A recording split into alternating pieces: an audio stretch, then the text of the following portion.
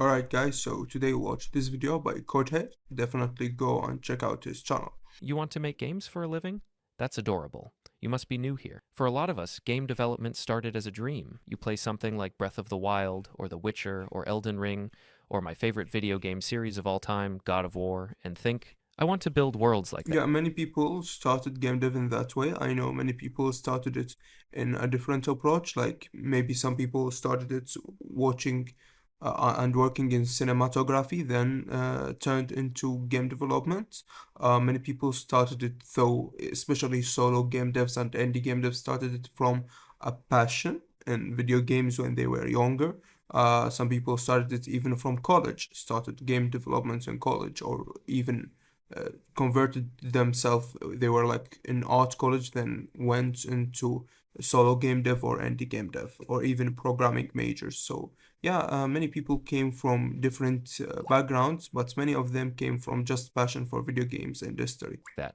You imagine working with passionate teams, crafting immersive stories, maybe even launching the next indie hit on Steam. But then reality walks in, wearing an EA badge and holding a roadmap Right. spreadsheet. Because working in the game dev industry today is like trying to paint a masterpiece while someone shakes the canvas, lights your brush on fire, and tells And to be honest, it's not just game dev. It's the state of the new world.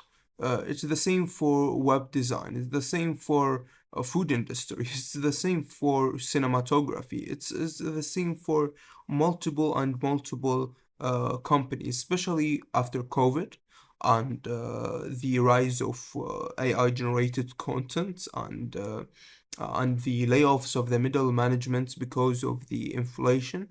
So we are seeing this in multiple companies, not just game dev. It started happening in game dev industry just when it started happening in every industry. you while you're behind schedule. Let's start with the expectations. You think it's all But yeah, the problem of schedule is limited to anime industry, the Japanese cartoon industry, the game dev industry and cinema industry. These had the most problems with the schedules so far because of like when you say your deadline for a game is 6 years, sometimes people lie to their team because it might take even more, but they just don't want to admit it. So they try to tighten the situation in a very small schedule, which would not work, of course. But yeah, it's sometimes limited to these industries to now or to the best of my knowledge. all innovation and creativity, like designing epic boss fights or programming revolutionary AI. What it actually looks like is spending 6 weeks trying to fix a bug where the NPC walks backward into a wall if the player unequips a sword while sneezing. Game And to be honest, this is just happening to triple A industries, and that's because of, in my opinion, because of bad management and because the investors apparently having the final decision over really the supervisions and the people that really should make decisions in the company. The investors are making very bad, stupid decisions, just like you saw what happened in like Unity with the old CEO. It was disastrous. What the fuck was that? Even a child with 5 IQ could understand that that was stupid to do. It's stupid. So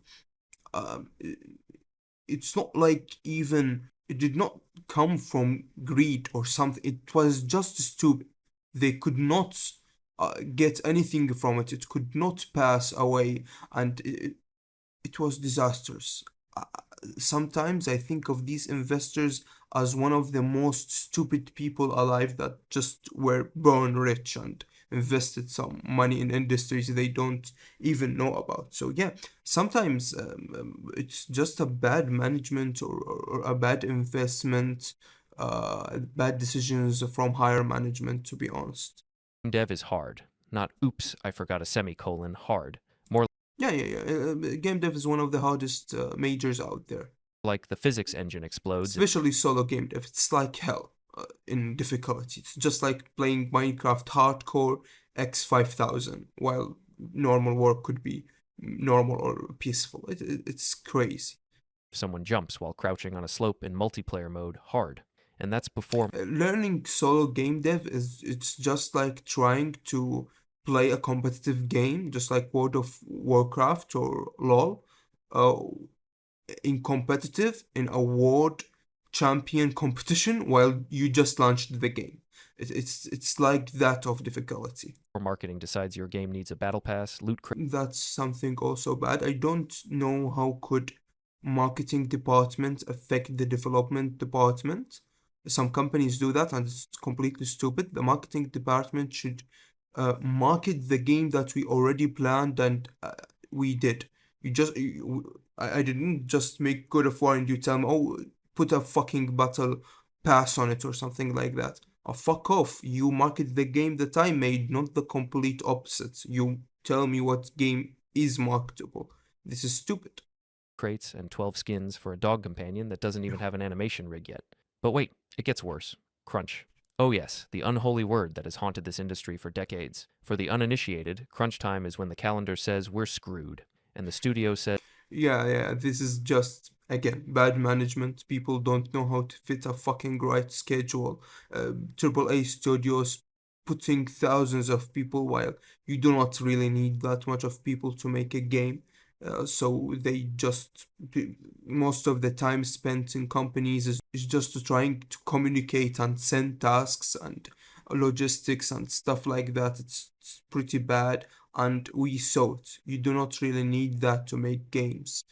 Expedition 33 is a very fucking great example of why you don't need fucking 5,000, 10,000 employees in every game that is getting launched today. So AAA studios are having a very, very bad time recently.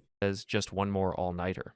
And by one more, they mean every night, for weeks. You'll Yeah, hear and things they will send it to you by saying, "Oh, we're working as a family." Of course, we're working as a family, but you cannot make me not rest. You cannot make me not take a good salary or a bonus to my salary. It's working as a family and as a team is different than slavery. These these what people that say they have a soft skill of leadership don't understand sometimes. Leadership, if you want to be a leader, you could be like Erwin Smith from Attack on Titan, or many. You can look up leaders. When you screw up, you take up the blame, not the employees that did it, because you had the decision, you had the ability to change stuff. So when your schedule screws up, you go and tell your employees to work all-nighters for multiple times just because you screwed up. That's stupid. You should take the blame. You should say to the upper management that, yeah, I screwed up. I made mistakes. I need more time to finish the game. It's my fault that you, the upper management, and the founders or investors, gonna pay for salaries for more months for these employers to work in if they were paid per project, for example. It's because I screwed up. You go and apologize to the community because the game they were waiting for is now late. It's not the you cannot blame the community. You cannot blame anyone except the one who made the decision. things like, we're all in this together, and we're a family here. Which is great until the family forgets to pay overtime and your actual Yeah. family forgets what your face looks like. People burn out. Brilliant developers leave, and the ones who stay usually get rewarded with a pizza party and a LinkedIn connection request from a recruiter at Amazon At Games. least you get a connection. And the pizza is great. But yeah, it's bad. As I told you before, it's pretty bad. It's a disaster situation. You might think, hey, at least once the game ships, it's over. Wrong. No, Welcome no, to no, no. launch day. People should understand that the work sometimes even accelerate the first weeks or month the game is shipped because of patches, trying to really fix the game, especially if it's multiplayer. It would be even more disastrous. So, but yeah, even single player games need a lot of work even after publishing the game. Where the servers are melting, a streamer finds a game breaking exploit live on Twitch, and your day one patch somehow deletes the main menu. Now, you're not just fixing bugs, you're reading Steam reviews that say your game is That say your game sucks and who the fuck is the developer who did it. And yeah, you would be depressed and cry all morning in your bed, but you need to zip it up, be a man, and go just and fix the patches, do the patches and stuff like that. But yeah, it's depressing and sad. And again, I don't know why the employees are getting the blame. The employer, the one who made the decision, should be the one that the producer, maybe the people like a technical director, just like me, when we work on the game, we are the people that should be blamed if the game sucked, not the employee who is coding or doing the art. He did nothing wrong. People like me in high positions when they are making a game should be blamed when the game sucks. worse than Skyrim on a toaster, and replying to tweets that include at least 3 types of keyboard smash. And the cherry on top? Layoffs. It doesn't matter if your game sold well, reviewed Again, well, or made inflammation, headlines. and most of the layoffs are getting between middle management and people that are really could be paid per project or maybe paid by freelancers, and some stupid companies do layoffs according to AI, which would again, AI is dangerous to be used in such high productions because of consistency, because most of the AIs could be unfortunately in the next years decades could be illegal to use because of license and many copyright violation that the companies of AI did before, which could make you, the one who used AI, also be affected by these new laws. So you need to make sure you never use them in your games. In my very, uh, in my opinion. If the parent company wants to pivot to AI-driven content pipelines or Again, yeah, restructure their entertainment division, you and half your team might be gone by Friday. that's right. There's this running joke in the industry. You don't finish a game, you survive it. And lately, fewer people are surviving it. According to reports, over 14,000 game Ooh, devs were laid off in the past year alone. yeah. Studios close overnight, projects get canceled mid-development, and entire teams are ghosted after spending Again, management is getting just way and way worse, and it's depressing to see. years crunching for something that never sees the light of day. But here's the twist. Despite all this, people still want in.